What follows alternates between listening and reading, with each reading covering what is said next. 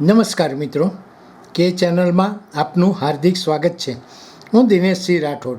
આજે આપણે જોઈશું પંચસ્તરીય પ્રાકૃતિક ખેતી મોડેલથી પ્રેરાયા તિલકવાડાના ખેડૂતો.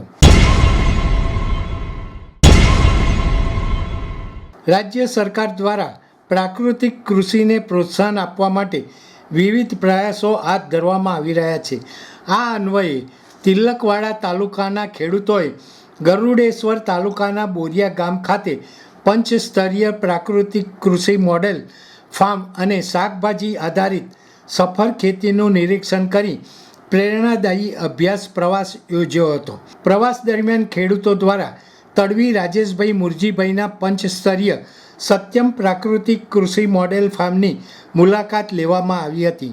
અહીં ખેડૂતોને એક જ ખેતરમાં વિવિધ સ્તરે ફળ પાકો, શાકભાજી તથા અન્ય પાકોનું સંકલિત આયોજન કરીને જમીન, પાણી અને ઉપલબ્ધ કુદરતી સંસાધનોનો મહત્તમ ઉપયોગ કેવી રીતે કરી શકાય તે અંગે વિસ્તૃત માર્ગદર્શન આપવામાં આવ્યું હતું.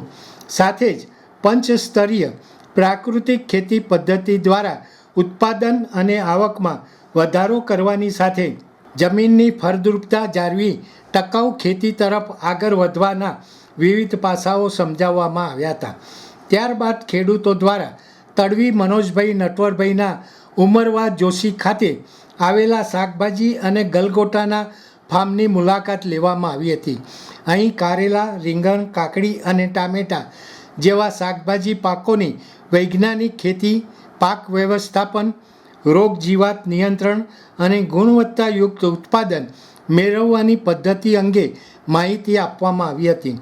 ઉપરાંત ગલગોટાની વ્યવસાયિક ખેતી, વાવેતર પદ્ધતિ, પોષણ વ્યવસ્થાપન, ફૂલોના ઉત્પાદન, બજાર વ્યવસ્થા અને વધારાની આવકની તકો અંગે ખેડૂતોને વ્યવહારુ માર્ગદર્શન આપવામાં આવ્યું હતું. આ પ્રેરણાદાયી અભ્યાસ પ્રવાસથી ખેડૂતોને પંચસ્તરીય પ્રાકૃતિક ખેતી અને વૈજ્ઞાનિક ખેતી પદ્ધતિઓનું પ્રાયોગિક જ્ઞાન પ્રાપ્ત થયું. ખેડૂતોમાં પોતાના ખેતરોમાં પ્રાકૃતિક કૃષિ અપનાવી ઓછા ખર્ચે વધુ ઉત્પાદન મેળવવા, જમીનની તંદુરસ્તી જાળવવા અને આવકમાં વધારો કરવા માટે નવી પ્રેરણા જાગી હતી. આ પ્રકારના અભ્યાસ પ્રવાસો ખેડૂતોને સફળ ખેડૂતોના અનુભવોમાંથી શીખવાની અને આધુનિક તેમજ પ્રાકૃતિક કૃષિ પદ્ધતિઓને પોતાના ખેતરોમાં અમલમાં મૂકવાની દિશામાં મહત્વપૂર્ણ સાબિત થઈ રહ્યા છે.